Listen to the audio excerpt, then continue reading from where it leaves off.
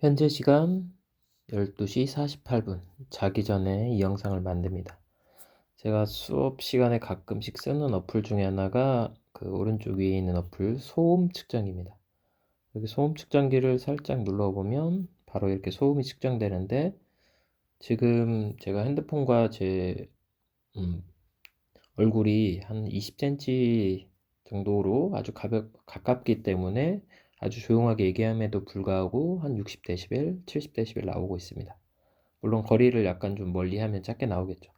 지금 자기 전에 조용한 방이라서 한번 얼마나 작은 소리가 되는지 한번 보도록 하겠습니다.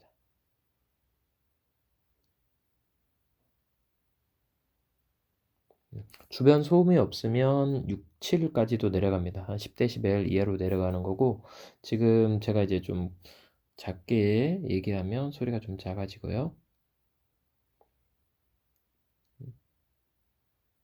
자, 여기 오른쪽 위에 T를 눌러보면 이제 그래프랑 이런 소리가 나오는데, 조용한 곳에서의 그 나뭇잎 소리 이런 게 한 20dB이고, 지하철 소리가 한 80dB이라고 합니다. 지금 제가 얘기하는 것도 한 80dB이면 되게 가까운 건데, 실제로 제가 지하철에서도 이걸 한번 측정해 봤거든요. 자, 지하철에서 측정한 거를 한번 영상을 잠깐 볼게요. 소리를 켜고 플레이.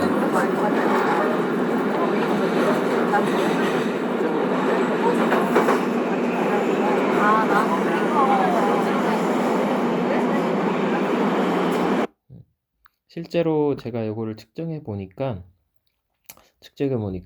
소음이라고 하는 거는 처음에는 작은 소리 같지만, 사실 소음이라는 정확한 말은 사실은 뭐 듣기 싫은 소리라고 합니다, 보통.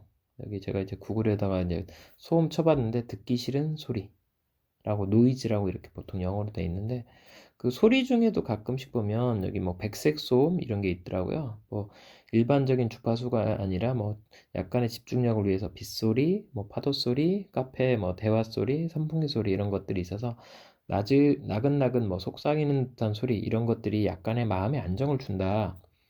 근데 이제 작은 소리는 사실은 약간 마음의 안정을 주는 소리는 사실 우리가 그렇게 듣기 싫은 소리로 인식을 안 하잖아요. 물론 학생들에게 가끔씩 집에서 조용히 이렇게 소음 측정기를 이용해서 자기 집에 가장 작은 소리를 화면을 캡처하든지 이렇게 녹음을 해오라고 하거든요.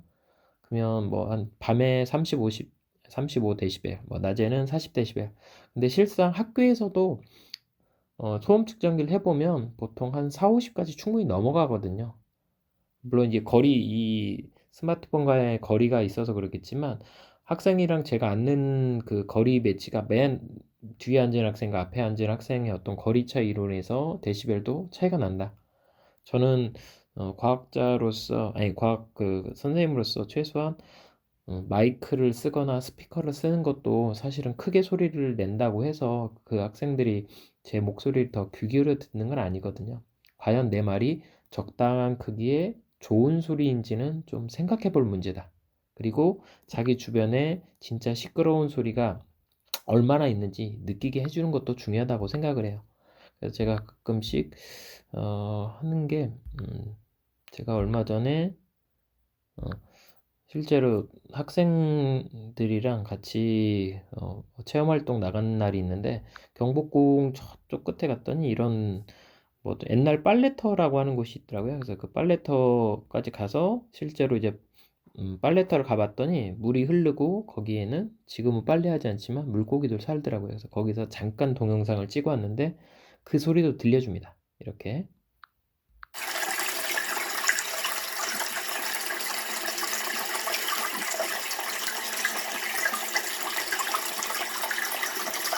당장에 뭐 파도 소리까지는 못 들더라도 조용한 곳에 가셔서 그냥 자연의 소리를 한번 귀 기울여 들어봐라. 이런 것들도 사실 그게 몇 데시벨인지는 측정하지 않았습니다, 저는. 왜냐면 그 마음 듣고 싶은 소리는 아니지만 자연에서 듣는 뭐 새소리, 이런 물소리, 바람소리. 물론 저는 이런 풍경 소리도 좋았었거든요.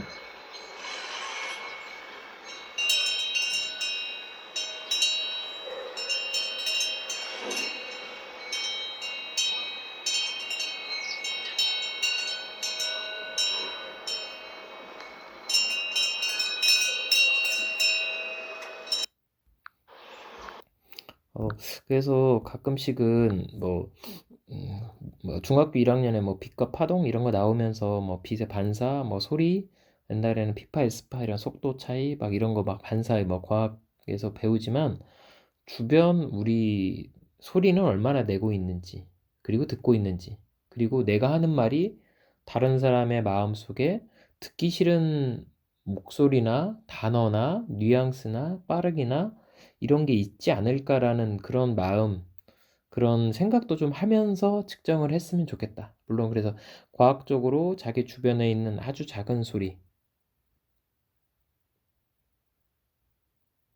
자기 전에 자기 방에 있는 가장 작은 데시벨도 한번 측정해보고, 자기 주변에 하루 돌아다니면서 가장 시끄러운 소리도 한번 들려보고, 그리고 자기가 마음이 편해지는 이런 소리도 한번 어디 녹음을 하든 촬영을 하든 이런 식으로 해서 소리도 같이 측정해보고, 백색 소음도 측정해보고, 자기 주변의 작은 소리도 측정해보고, 이렇게 하면서 어떤 소리에 대한 감각, 느낌 이런 것들이 같이 수업에 같이 녹아났으면 좋겠어요. 그리고 그게 생활 속에서 자기가 어떤 말을 할 때 다른 사람이 어떻게 듣고 있는지, 들릴지, 그리고 그 마음이 어떨 때는 작은 소리지만 엄청나게 큰 울림이 될 수도 있고, 아니면 귀가 아픈 게 아니라 마음이 아플 소리가 있기도 하다. 그래서 작은 소리가 좋은지, 큰 소리가 좋은지, 적당한 소리와 적당한 단어, 적당한 말들을 우리가 서로 들을 수 있고 말할 수 있으면 좋겠다. 이런 것들을 한번 말하고 싶었습니다.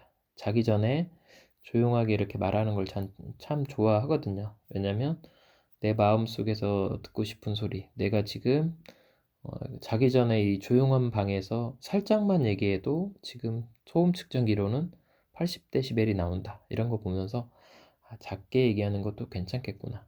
그리고 그걸 물론 들어주는 사람이 조용한 환경에서 들어야지만 이런 것도 들리겠군요. 그래서 제가 말하는 게 얼마나 큰지 작은지는 잘 모르겠지만 얼마만큼의 소리로 들릴지 또 자기가 한번 이런 것도 측정해 보면서 했으면 좋겠어요. 아주 잠깐이라도. 음.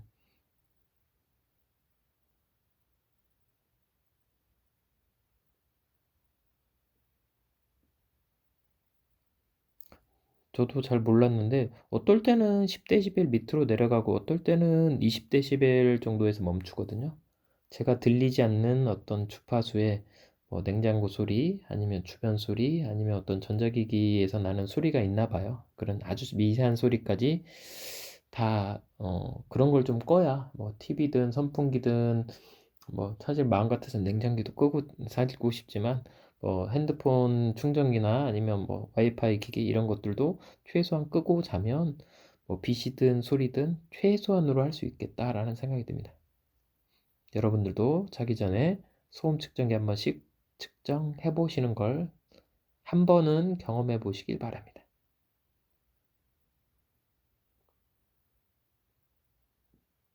여기서 마치도록 할게요.